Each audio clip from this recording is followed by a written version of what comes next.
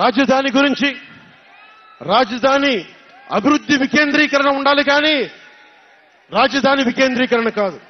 Strategic administrative centre రాజధాని అంటే. ఈ రోజున రాజధాని అంటే 3 చోట్ల పరిగెట్టాల్సి వస్తుంది.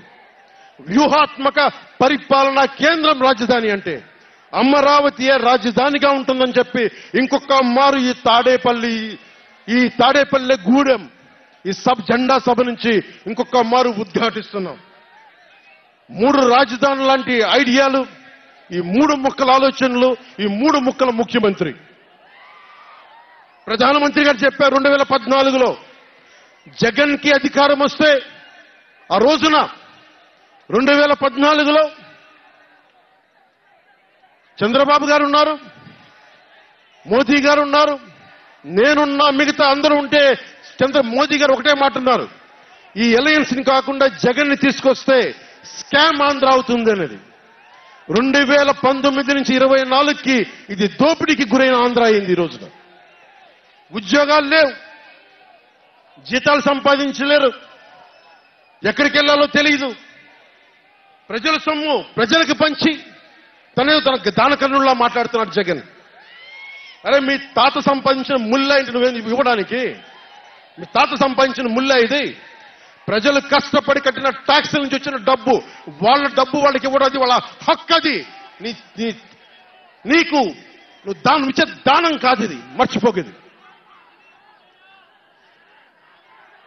ప్రభుత్వ ఉద్యోగులను మోసం చేశాడు, సిపిఎఫ్ అని చెప్పి ఉద్యోగుల్ని మోసం చేశాడు, అంగన్వాడీ కార్యకర్తలను మోసం చేశాడు, దివ్యాంగులకి మోసం చేశాడు, కౌలు రైతులు గిట్టుబాటు ధర ఇవ్వకుండా రైతులకి ఇళ్ల పట్టాల్లో దోపిడీలు.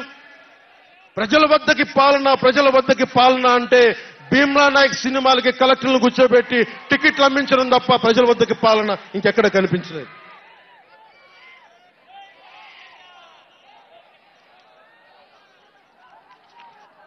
ఇక్కడున్న యువతను చూసి ఒకటే మాట్లాడుతున్నాం.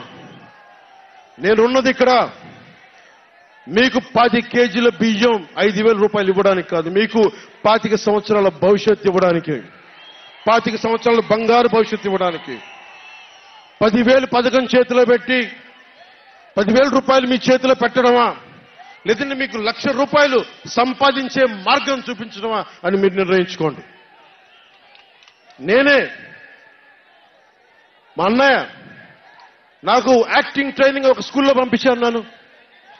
నాకు డబ్బులు సంపాదించుకునే మార్గం చూపించాడు, పని చేసే మార్గం చూపించాడు. ఆ పని చేసే మార్గం చూపిస్తేనే మీకు భవిష్యత్తు ఉంటుంది. నాలాంటి వాడు ఆ పని చేసే మార్గం ఉండబట్టే కౌలు రైతులకి ఇన్ని కోట్ల రూపాయలు స్వచ్ఛందంగా ఇవ్వగలిగాం. అలాగే మీ చేతుల్లో కూడా డబ్బులు ఉండాలి, భవిష్యత్తు ఉండాలి, సంపాదించుకునే మార్గాలు ఉండాలి. నేను ఎందుకు చంద్రబాబు నాయుడు గారితో పొత్తు పెట్టుకున్నా తెలుగుదేశంతో అంటే, ఆయన ఒక నగరాన్ని నిర్మించిన వ్యక్తి, ఉపాధి కల్పించిన వ్యక్తి, పారిశ్రామికవేత్తల్ని తరలించిన వ్యక్తి, స్వచ్ఛందంగా వచ్చిన వ్యక్తి. ఆయన అనుభవం చాలా కావాలి రాష్ట్రానికి, అందుకనే పొత్తు పెట్టుకున్నాం. ఇంతమంది యువతున్నారు, కులాల గణాంకాలు తీస్తారు, ఏ కులంలో ఎంతమంది ఉన్నారు, ఎవరికి ఓటేస్తారని గణాంకాలు తీస్తారు. కానీ ఇక్కడున్న యువతలో ఎంతమందికి ఏ ప్రతిభ దాక్కుని ఉంది, ఎంత సమర్థత దాక్కుని ఉంది, వారి ఆస్పిరేషన్లు ఏంటి, వారి ఆశలేంటి, వారి ఆశయాలేంటి, ఏ ఒక్కరన్నా అడిగారా ఈ రోజు దాకా? జగన్ అనేవాడు వచ్చి అడిగాడా ఈ రోజున? మీరు ఓట్లు వేయండి, 5,000 పడేస్తాం, మీరు ఓట్లు వేయండి, మీకు 500 రూపాయలు రోజు పెన్షన్, మీకు డబ్బులు పడేస్తాం అనేవాడే తప్ప మీకు ఏం కోరికలు? భవిష్యత్తుకు 25 సంవత్సరాల తర్వాత మీకు ఎలాంటి ఉద్యోగాలు ఇస్తే బాగుంటుంది, ఎలాంటి స్కిల్స్ ఇస్తే బాగుంటుంది, ఏ ఒక్కనాడైనా ఆలోచించాడా? యువ ముఖ్యమంత్రి అంటే దేనికి? బంధులు పెట్టడానికి యువ ముఖ్యమంత్రి? మీ యువతకి చెయ్యని వాడికి మీరు వెంటబడే ప్రయోజనం ఏంటి?